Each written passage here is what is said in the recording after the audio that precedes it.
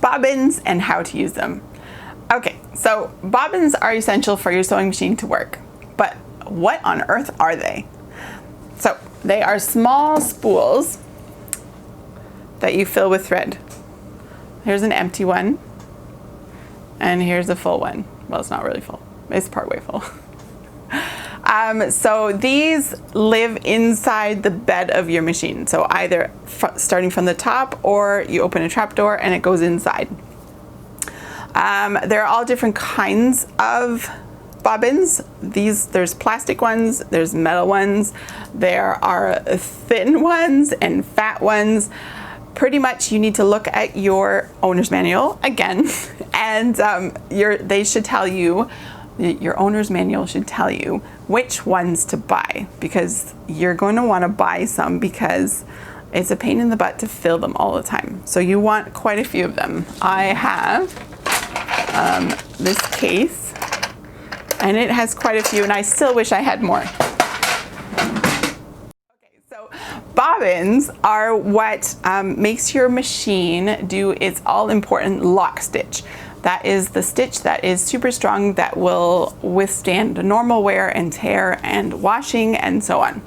So you have your top thread and you have your bobbin thread, and the needle comes down and the bobbin thread locks in here, and it does that over and over again. That is what a bobbin does. You need one? Yes, you do. So we're going to talk about how to fill one first.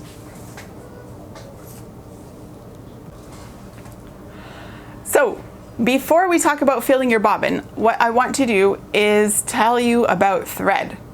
There are, it's very tempting to go to the dollar store and buy the cheapest thread you can find, but don't do it. You will go crazy. It's better to buy quality thread. The one I like to use is Gutermann, and other people like Coates and Clark.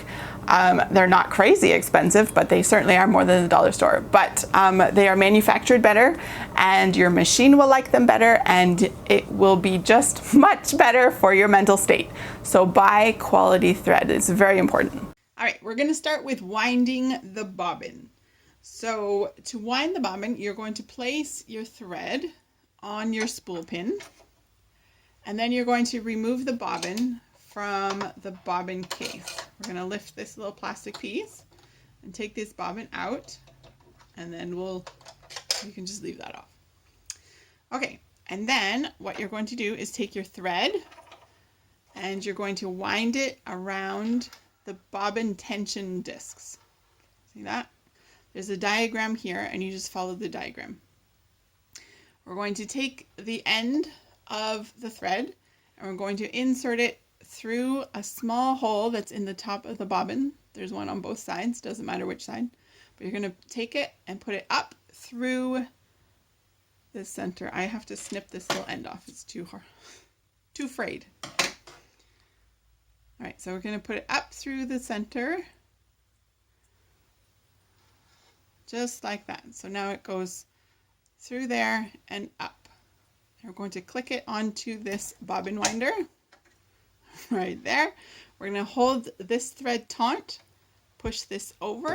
So this is the bobbin stop. It will stop your bobbin when it's finished winding.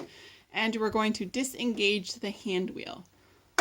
So you can hear that click. So now that's disengaged. That stops the needle from going up and down. It saves some needle wear and tear. All right, we're going to push our foot pedal or our gas pedal, and we're going to just wind the bobbin.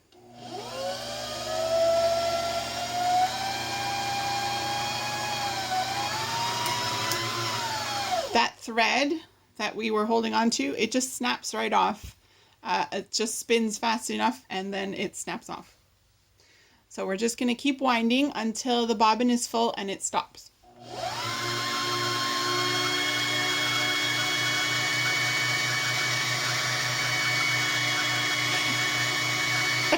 Or maybe when I run out of my brown thread. Okay, well, we ran out, but when this thread is full here, it will just stop. Anyway, but I ran out of thread, so we'll just remove that one, and then this gets moved over. We put the hand wheel back in, And now our bobbin is good to go. Okay, I wanted to show you what it looks like when the bobbin stops. So this one, I tried a new thread, but this one, this spool was really giant. So here's the troubleshooting thing. It was jumping around on my spool pin, and so what I did is I just looped it around once. The thread comes off behind here, and it's fine. It's working fine. It actually seems to be working better. So just watch here, and you'll see that it will stop.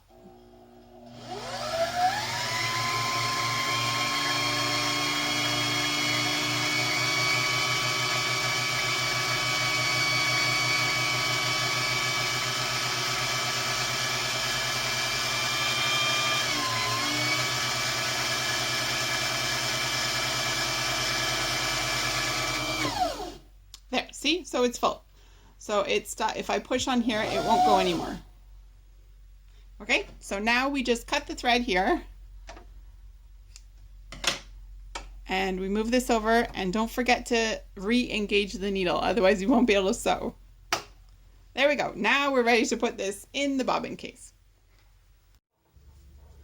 Okay, so now we are going to insert the bobbin into the bobbin case. I am very sorry for the blurry picture, but I hope you'll be able to see what I do. I've tried lots of different things and it can't seem to adjust. Anyway, so hopefully you can actually see this.